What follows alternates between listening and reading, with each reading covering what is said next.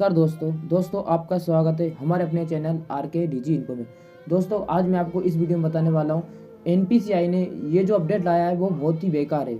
ये जो अपडेट है ये बहुत बेकार है रिटेलर के लिए, क्योंकि दोस्तों हम जो संचालक चलाते हैं, जैसे मान लीजिए मैं चलाता हूँ, आप भी चलाते हैं, आप भी किसी भाई का या किसी अपने वाइफ के नाम से किसी के नाम से चलाते होंगे। तो मान लीजिए आप जिसकी भी आईडी नाम से आप चला रहे हैं या फिर आपकी खुद की नाम से आईडी चला रहे हैं, लेकिन इसमें जो टू फिंगर वेरिफिकेशन अपडेट जो लाए हैं वो बहुत बेकार सिस्टम है। इसमें बेकार सिस्टम क्यों है दोस्तों? मान लीजिए हमें कस्टमर का अकाउंट से पैसे निकालना है, विड्रॉल करना है, तो हमें हर एक ट्रांजेक्शन पे कस्टमर का फिंगर लगेगा, उसके बाद में अपना रिटेलर का फिंगर लगेगा। इसमें क्या होगा दोस्तों, कस्टमर का अगर फिंगर नहीं आ रहा है ना तो ठीक है, कस्टमर फिंगर नहीं आया फिर हमने लगा दिया, हमारा फिंगर नहीं आया तो ट्रांजेक्शन फेल हो गया। मान लीजिए अगर कस्टमर का फिंगर आ गया फिर हमारा फिंगर नहीं आया फिर ट्रांजेक्शन फेल हो गया। यानी कि हमें कस्टमर से कम 10 5 बार फिंगर कस्टमर का कब तक फिंगर लगवाएंगे? आपको पता है, आप भी एपीएस चलाते हो, जो संचालक चलाते हैं उनको सभी पता है, जब भी हम फिंगर लगाते हैं कस्टमर का, एक बार में फिंगर उनका आता नहीं है, एक बार दो 3 बार हम लगाते तब जाकर उनका फिंगर आता है। मान लीजिए हमने फिंगर लगा लिया, ठीक है, उसके बाद में हमने फिंगर लगा दिया, अब दोनों में से एक का मिसमैच हो गया तो ट्रांजेक्शन फेल हो गया, ठीक है। ऐसे अगर एक ग्राहक का पैसे निकालेंगे ना तो कम से कम 15-20 मिनट में लग जाएगा पैसे निकालने में। और आपको पता है जब भी हम ग्राहक का पैसा निकालते हैं ना तो ग्राहक एक बार लगाने में बोलता है कि यार कब तक लगाएंगे यार हम, और बोलते हैं यार कितनी बार हम इस पर फिंगर लगाते रहेंगे। तो दोस्तों आप भी समझते हो इस बात को कि हम जो गाइडलाइन जो एनपीसीआई ने जो गाइडलाइन जारी की है वो कितनी बेकार है दोस्तों। और इस पर ठीक है, चलो ये तो ठीक भी है, लेकिन और मान लीजिए सॉरी, मान लीजिए जो रिटेलर अपनी वाइफ के नाम से या फिर अपने भैया के नाम से किसी के नाम से जो आईडी चलाता होगा, मान लीजिए भैया कुछ और काम कर रहा है तो वो कुछ और काम कर रहा होगा, और मान लीजिए भैया कुछ और काम से बाजार गया है तो कोई कस्टमर आया पैसे निकालने के लिए, तो आप उसका फिंगर लगेगा तभी पैसा निकलेगा, तब तक कस्टमर बेटा रहेगा। ऐसे कैसे काम चलेगा? एनपीसीआई का ये जो गाइडलाइन आई है बहुत बेकार है। ये गाइडलाइन इतनी बेकार है कि बता नहीं सकता, क्योंकि मान लीजिए वो जो पहले वाली गाइडलाइन दी थी, इससे पहले 15-20 दिन पहले जो आई थी, मतलब जो वन टाइम फिंगर लगता था, मान लीजिए दिन में हम क्या करते थे, पहले दिन में एक बार फिंगर लगा लिया, पूरे दिन वो आईडी चलती थी। वो जो गाइडलाइन थी वो ठीक थी, उसमें कोई दिक्कत नहीं थी। मान लीजिए अगर हम दुकान पर जा रहे हैं तो एक बार फिंगर लगा लो, उसके बाद में हम ट्रांजेक्शन कर सकते थे। लेकिन अब ये कौन सा सिस्टम आ गया यार, हर बार एक ट्रांजेक्शन पे हर बार फिंगर लगेगा? ये कौन सी बात है यार? इसमें तो सब बर्बाद हो जाएंगे। एपीएस चलाना बंद करना पड़ेगा फ्रेंड। अब मैं तो ये कहता हूँ, मतलब नहीं है कुछ एपीएस चलाने से, इसे चलाने से सारे रिटेलर बर्बाद हो जाएंगे यार। कब तक एक कस्टमर के पीछे बैठ रहेंगे? एक कस्टमर का फिर तो आधे घंटे में एक कस्टमर को निपटाएंगे तो हो गया काम। बताइए दोस्तों, इससे कोई फ़ायदा है क्या?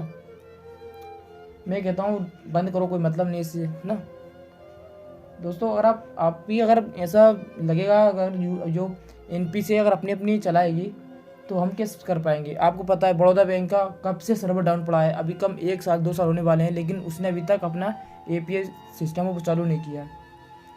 कैसे कर पाएंगे? मान लीजिए अभी एसबीआई का आपने देखा होगा, एसबीआई का भी सिस्टम क्या है, जिसके मोबाइल में जिसके आधार कार्ड में मोबाइल नंबर लिंक, और या फिर जिसकी बैंक खाते में मोबाइल नंबर लिंक है वो ही पैसा निकाल सकता है। ठीक है, ये अच्छी बात है, जिसके बैंक में मोबाइल नंबर लिंक होगा वो भी पैसा निकलेगा उसी का, लेकिन ये अच्छी बात है। लेकिन ऐसा तो नहीं है कि सभी का ही है, करना चाहिए ना, ठीक है। उससे क्या ग्राहक को भी सुविधा रहती है, जो तो सही बात है कि कस्टमर की हमेशा बैंक में मोबाइल नंबर ऐड होना चाहिए, उससे हमें भी फ़ायदा है और कस्टमर को फ़ायदा है। उसमें हमें विश्वास होता है, कस्टमर को विश्वास होता है, भैया हमने जितने पैसे आपने बोला था उतने पैसे हमने इसमें से निकालने, चाहे तो अपना मैसेज चेक कर सकते हैं। तो दोस्तों ठीक है, वो तो चलो ये तो बात मानी हमने कि जो सस्पेंड फ्रॉड लिखा आता है अपने जो पैसे निकालते हैं एसबीआई में, लेकिन बड़ौदा का सिस्टम तो हमेशा ही डाउन रहता है। उसका तो जब भी बैलेंस इंक्वायरी करो बस वही लिखा आता है 30 minute waiting down, 30 minute waiting down. ये कौन सा मतलब हुआ? अगर एपीएस अगर ये सर्विस हमें दे रहे हैं चलाने के लिए तो उस पर पूरी सर्विस तो हमें देना चाहिए। हम किसी कस्टमर का दोस्तों, और भी बात सुनिए, हम पहले क्या करते थे अपने एपीएस से 33,000 रुपये तक लेन देन कर लेते थे, ठीक है, हम 33,000 रुपये लेन कर लेते थे। और लेकिन अब क्या हुआ, अब ओनली 10,000 की लेन देन कर सकते हैं, और 10,000 की हम आधे घंटे बाद लेन देन करेंगे अगर हो जाएगी तो। नहीं तो पहले क्या था, हर 1-2 मिनट में जैसे मान ली 10 निकाल दिए, पर सेकंड बाद दोबारा 10 फिर निकाल दो, 10 फिर निकालो, यानी कि हम 1 मिनट में 30,000 रुपये निकाल देते थे। लेकिन अब क्या होगा, अगर हम दिन में एक ही बार निकाल दें पैसे तो एक ही बार निकलेगा। पहले 3,000 40,000 निकल जाता था एक ही बार में। अब तो बस एक बार लगाओ फिंगर, उसके बाद में ख़त्म, 10,000 निकालो। इससे तो हमारी इनकम पूरी मारी गई ना। और ऊपर से हमें एपीएस इतना कमीशन नहीं देता जितना वो अपडेट कर रहा है। एपीएस में अगर काम करना है तो एपीएस में अगर इनको काम करवाना है तो इनका जो सिस्टम जो बनाया है इन्होंने वो को इस चीज़ को अपडेट करना पड़ेगा। हालांकि इससे हमें फ़ायदा है और रिटेलर को फ़ायदा है, लेकिन ज़्यादा तो हमें नुकसान इस चीज़ के। कब तक हम उसको फिंगर लगवाएंगे यार, सबसे बड़ी बात तो है ना फिंगर लगवाने की। हर बार मान लीजिए हम काउंटर से दूर डिवाइस रखेंगे, मान लीजिए हम तो काउंटर से दूर डिवाइस रखते हैं, कम से कम 2 फीट दूर 3 फीट दूर रहते हैं हमारे काउंटर से। उसके बाद में हम कस्टमर को फिंगर लगाते हैं। फिंगर लगाने के बाद हम उस डिवाइस के पास उठ के जाएंगे लगाने के लिए फिंगर, या फिर हम डिवाइस को हमारे पास में रखना पड़ेगा। कस्टमर को हमारे पास घूम के आएगा अंदर जब हम उसके पैसे निकालेंगे। ऐसे कैसे यार?